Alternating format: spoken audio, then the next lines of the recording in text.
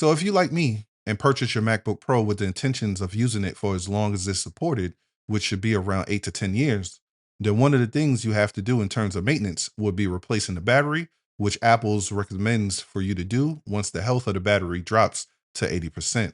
Now, the difference between my tutorial and others is I will show you what to do in terms of troubleshooting if things happen to go wrong. YouTube, welcome to Geek Shh. All right, so the first thing you're going to need is isopropyl alcohol. This is very important for any time you're dealing with electronics. Then you're going to need this plastic bottle with the long nozzle because this will help you get the alcohol in between the battery and the chassis. Next up, I highly recommend to get one of these magnet dishes because the last thing you want to do is play Sherlock Holmes because one of the screws fell on the floor. Besides that, you need a piece of foil, and everything else in terms of screwdrivers or gloves will be enclosed in the package that comes with the battery. All right, the very first step, make sure that MacBook is turned completely off. All right. Next step, let's go ahead and unscrew the 6 screws on the back of the MacBook. So the 2 screws on the top will be the longest ones. The bottom 2 screws on the side will be the medium length ones, and the 2 screws in the middle will be the shortest ones. All right, so you want to go ahead and use the suction cup to give you just enough room so you could insert the pick. Once you insert the pick, you slide it down the bottom and then you will hear a bunch of tabs pop. After you do that, then you want to basically grab a hold of the cover and pull it towards you. That is going to allow you to finally open it up. Now, the reason that you have to pull it towards you is you see these tabs over here? This is what holds it in place. Once you slide it out, then you're able to dislocate it. All right, so let's go ahead and remove this little black cover. Then we're going to peel back the flap of the battery cable. And then we're going to take our little tweezers, plastic tweezers that came in our kit, and we're going to raise the latch so that we can disconnect the battery cable. All right, so now we're going to unscrew the pancake screw, and then we're going to raise the metal to put it out of the way. And then what we're going to do is go ahead and unscrew the 2 battery screws. And then after we get those done, now we're going to go ahead and use the plastic tweezers again to lift the latch of the battery cable. Then we're going to go ahead and put that battery cable somewhere safe because we're going to be reusing it again. All right, so now you want to go ahead and unscrew the 2 screws that's holding the metal part on top of the ribbon, and then put that somewhere safe. And now you want to go ahead and lift the ribbon up. Now, here is where I made a vital mistake, unfortunately. You don't want to just lift straight up from the front, because what ended up happening to me, I end up bending the pins of the ribbon. What you want to do is you want to go ahead and put your fingers on the side and just lift straight up so there's no potential of bending anything. All right. So now when you're done with that, now you want to carefully peel back the ribbon from on top of the battery because it's stuck to it. All right, so now what we're going to do is go ahead and unscrew the 6 screws that's holding the trackpad in place. All right, so I kind of jumped the gun next by going ahead and put the isopropyl alcohol in between the battery and the chassis. That's not what you want to do next.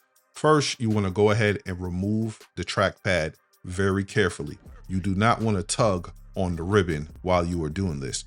Also, you want to be very careful with the trackpad because the trackpad has little shimmies on it and it's easy to lose it. You don't want to do that. All right, so be very careful. Put that somewhere safe. Then you want to go ahead and put a piece of foil in between the screen and the keyboard.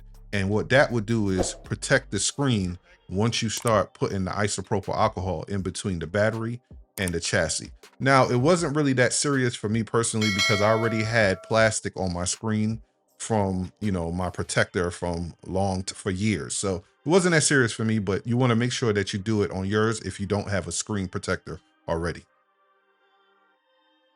All right, now that you got the foil under there in between the keyboard and the screen, Now you want to go ahead and put the isopropyl alcohol in there. Now the goal of this is to hopefully let it get to the adhesives under the battery to make it easier for you to remove the battery when you try to get it out.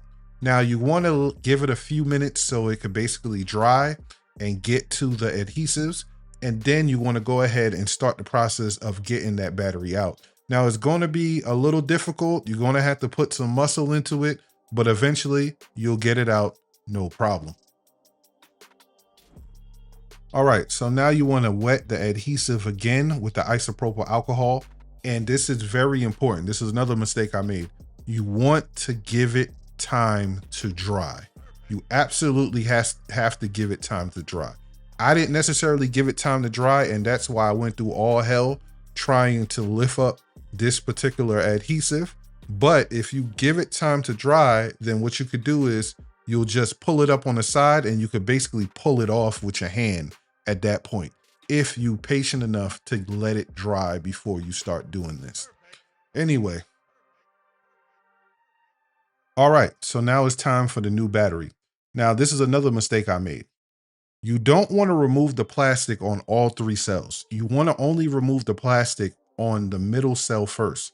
Adjust it, line it up correctly, and then once you have that one lined up correctly, then you remove the plastic on the other 2 cells and then line those up correctly as well.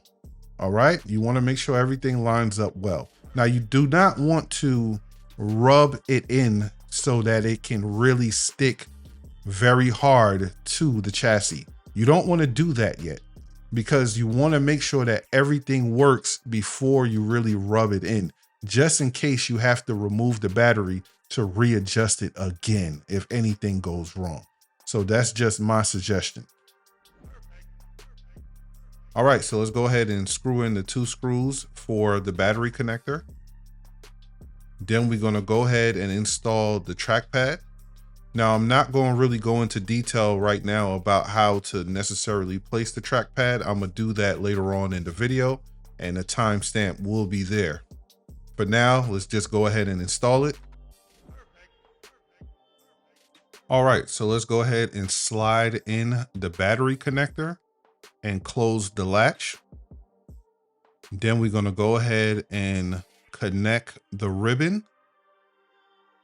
And then we're going to go ahead and take our pancake screw, close down the metal while we screw in that particular screw in the connector.